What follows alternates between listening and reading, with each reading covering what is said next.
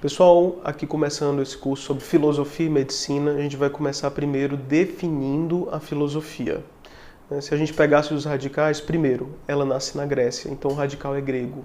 A gente vai ter um prefixo lá chamado philos e o outro sofia. Sofia é de sabedoria, philo é de amante, e esse amante é um buscador. Então é alguém que busca a sabedoria.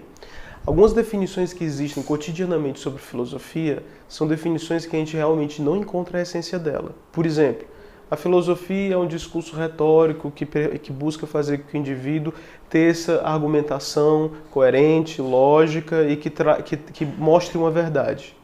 Se você seguir esse tipo de definição, várias pessoas buscam a mesma coisa, dos políticos aos professores, a qualquer uma pessoa que esteja utilizando o argumento racional no seu dia a dia. E nem por isso essa pessoa pode ser considerada como filósofo. Então, ela não deve ser simplesmente um exercício de tentar argumentar, de tentar trazer concepções as mais claras possíveis. Na verdade, isso é apenas o começo da filosofia. A filosofia ela vai passar por três grandes caminhos, que são eles: a teoria, a ética e a salvação. E aí você pode estranhar um pouco quando eu utilizo a palavra salvação, mas eu espero que você fique com calma, porque eu vou explicar direitinho o que é que essa palavra vai significar.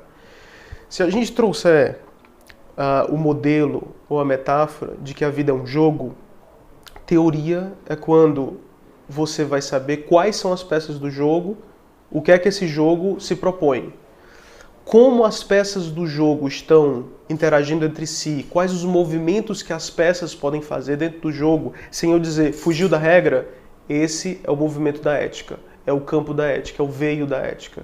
E a finalidade do jogo, onde eu quero chegar, quando é que eu posso dizer ganhei esse jogo, isso é o que a gente pode denominar de salvação, que a Igreja Católica e toda a teologia denominava sobre a palavra de soteriologia.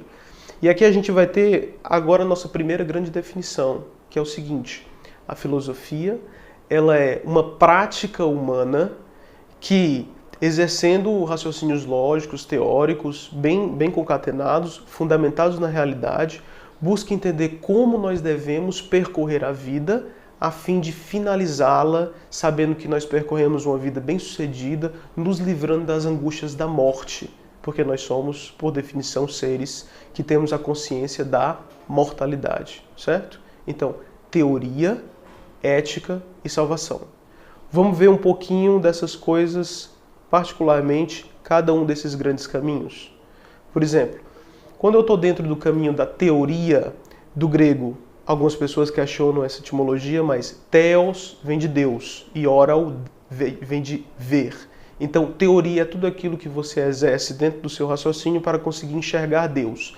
Mas para os gregos daquela época, quando surgiu, então através de Sócrates, Platão, Parmênides, aqueles gregos daquela antiguidade, eles entendiam Deus não como esse Deus cristão, que é pessoal, que você tem uma relação pessoal, inclusive amorosa e afetiva com ele. Mas Deus simplesmente era tudo o que existia na vida, era a tal da physis. Então, Deus e natureza eram uma só e a mesma coisa. Entender Deus é entender a natureza. Então, você estudar a natureza é você estudar Deus. O que são as coisas? Todas essas coisas que estão ao meu redor. Você tentar responder isso, o que as coisas são, isso é a teoria. Só que isso não pode acabar por aí. Sim, tudo bem, essas coisas são dessa forma. Mas existem determinados elementos da natureza que eu tenho que interagir com eles.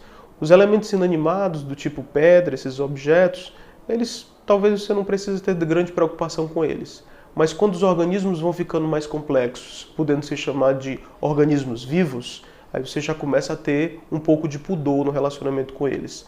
Você deve amar o seu cachorro e você sabe o que eu estou falando, a respeito do pudor que você tem de, por exemplo, maltratá-lo. E quando os organismos vão ficando cada vez mais semelhantes de você, a tal ponto de você dizer, é da minha espécie, aí você tem a preocupação suprema de como eu devo me portar diante desse indivíduo. Então, ele faz parte, ele é uma peça do jogo, você também é uma peça do jogo. Esse jogo que é a vida, o que é a vida onde nós estamos, teoria. Como nós podemos nos mover dentro da vida, isso é a ética. Alguns autores degladeiam, e é uma luta mesmo, sem fim, se ética e moral seriam coisas diferentes. Então alguns advogam que a ética é a reflexão a respeito da moral. E a moral é o conjunto de códigos que eu consigo sedimentar, materializar e dizer, é isso que tem que acontecer. Então a moral, ela vai originar códigos de morais e leis, mas a ética é toda vez quando você questiona esses códigos e tenta levá-los mais além. Por exemplo, eu vou dizer aqui um exemplo bem claro, que aí faz parte do nosso imaginário cristão. Quando existia aquela Madalena, que era uma prostituta e que ela foi contra as leis dos hebreus, né? Ela foi levada até Cristo, que era considerado o Messias, um sábio, um rabi, para saber se ela poderia ser apedrejada ou não. Então, a lei dos hebreus, a moral deles, previa que ela pudesse ser apedrejada. Quando Jesus, escrevendo na areia, depois olha para as pessoas e diz, acerte a primeira pedra, aquele que nunca pecou, e as pessoas entram dentro do seu foro íntimo para entender se eles tinham autoridade moral para poder acertar uma pedra naquela pessoa, e isso, Jesus os conduziu para um raciocínio ético. Então, são dois elementos do jogo, como eu devo me portar diante desse jogo. Isso é a ética. E a salvação? A salvação é quando você finaliza completamente o seu raciocínio, quando você pode perguntar, tive uma vida bem-sucedida? Será que depois de tudo que eu percorri, ou eu estou seguindo o caminho certo? Onde é que vai dar tudo isso daqui? Então, é o sentido da vida. O problema quando a gente olha de salvação é porque de uns tempos para cá, a salvação ela chegou a ser até uma palavra mal vista, né? Uma palavra feia. Porque entrou dentro dos aspectos teológicos e quando entrou dentro do império da teologia, as pessoas diziam a respeito da salvação da alma e colocavam o futuro do indivíduo após a morte, né, entre as lutas do bem e do mal, entre o céu e o inferno, podendo dizer que uma pessoa estaria salva ou não baseado em determinados códigos de moral. Mas para os gregos antigos, por exemplo, isso não era tão simples. Salvar-se não era apenas você entender como sua vida vai ser depois da morte, mas como você viveu uma vida sábia, boa, digna aqui, nessa própria vida. Então, o que seria uma vida bem-sucedida? Quando você está percorrendo os caminhos, entendendo o que as coisas são, lidando com as pessoas, uma atrás da outra, será que o que eu estou fazendo é certo? Será que o que eu estou fazendo é um caminho bom? Essa pergunta é uma pergunta inteiramente salvacionista, soteriológica. Por mais que você não acredite em vida após a morte, por mais que você não acredite na salvação de uma alma, por mais que você não entenda que uma alma é uma individualidade que sobrevive a um corpo.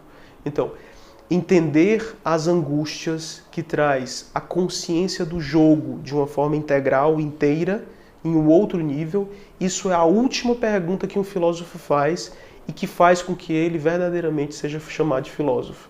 Então, quando você entra dentro dos aspectos da filosofia, né, essencialmente, você se preocupa com a teoria, ela tem que ter uma conexão com a verdade e com a realidade. Você deve se importar, no grosso, com todas as relações que você tem ao redor com as pessoas, mas, finalmente, o sentido da vida é aquilo que te move, é aquilo que te leva adiante, é aquilo que te guincha e faz com que você tenha uma consciência maior de toda a realidade e, finalmente, no final da vida, você pode dizer se você encontrou verdadeiramente a sabedoria ou não. Filosofia, amor à sabedoria. Um amante que sempre busca a sabedoria. Encontrar sabedoria é quando o rio deságua no mar e esse mar é o sábio por excelência. Se a gente vai conseguir ser sábio no final da vida ou só depois dela, aí são perguntas que só depois a gente vai conseguir responder.